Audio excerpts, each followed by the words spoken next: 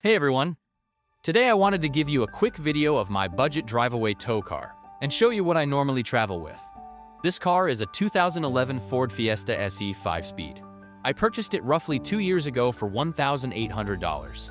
When I bought it, the car had about 170,000 miles on it, and today, it is sitting at around 220,000. The car was completely stock and I did have to purchase and install the base plate and tow bar. To give you a rough idea of the cost, the base plate was $550 and the tow bar I purchased used for $250 from another drive-away driver. I did the installation myself and that probably saved me about $500 to $800. I also perform all the routine maintenance, such as oil changes and filter changes. I have had to put a set of new tires on it, shocks and struts, and wheel bearings, but other than that, the car has been very reliable. In the rest of this video, I will be showing you the items I carry in the interior, as well as the other towing equipment I use. Here is a basic rundown of what I normally keep in my car. Let's start with the milk crate full of stuff. In there I keep a couple important things, such as my plates, play cards, and a binder with any important info I might need. I also keep various zip ties, blue tape, laundry supplies, and other odds and ends. Directly below that is a Bluetooth thermal print I will talk about later. Moving on. The black bag is my first aid kit. It is actually overkill for most people, but I figure you can never be too prepared. Below the first aid kit, you will see safety triangles and a fire extinguisher. Then I have a tote with some snacks in it. Generally, I have beef jerky, protein shakes, and bars, and other healthier snack options. Next up is a dash cam, which is probably one of the most important items. You just never know when you might have to fight a claim, and video can be helpful. Next to my snack tote is a rechargeable fan. If you have ever been on a road trip and your air conditioning went out, you will understand why I have it. Next to the fan is my tow lights. I use a wireless light setup, which I will discuss later in the video. And the last items are a sleeping bag and a couple of travel pillows. I do not really think those need an explanation.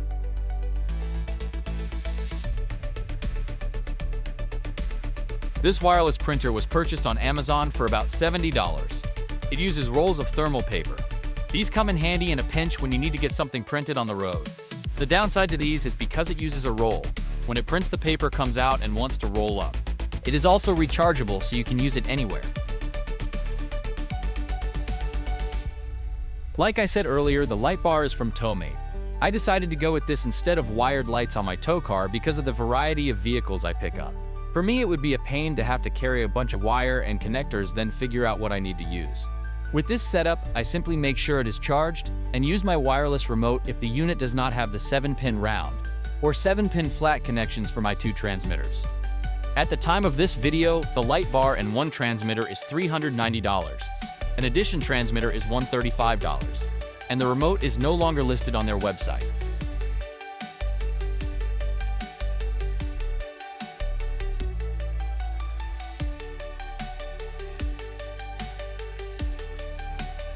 The pinch hitch is something you need only if you are moving commercial trucks, such as cab and chassis, day cabs, box trucks, etc.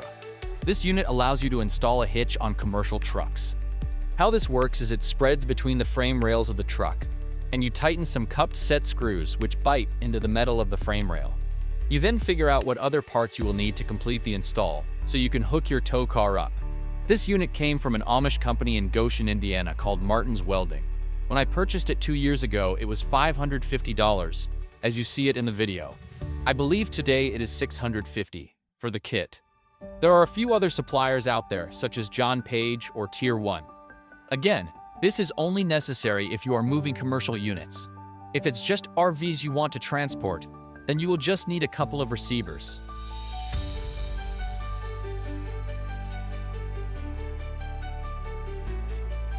The tow bar is a Roadmaster Stowmaster 5000 and is common in the drive-away industry. Like I said earlier, I picked this one up used from another drive-away driver for $250. Expect to pay $500 to $550 if you opt to purchase one brand new. As you can see, once the truck is loaded up, there is not much room for anything else. Believe it or not, there is much more I could have to open up other drive-away opportunities, but I just do not have the space. Well, that's about it. All in, I figure I am about $4,000 into the car and equipment I carry. I do believe this is about as budget as you can go without trying to source everything used and already having a car to use. If you have any questions, post them below in the comments. Also, be sure to support small channels such as this one by liking and subscribing.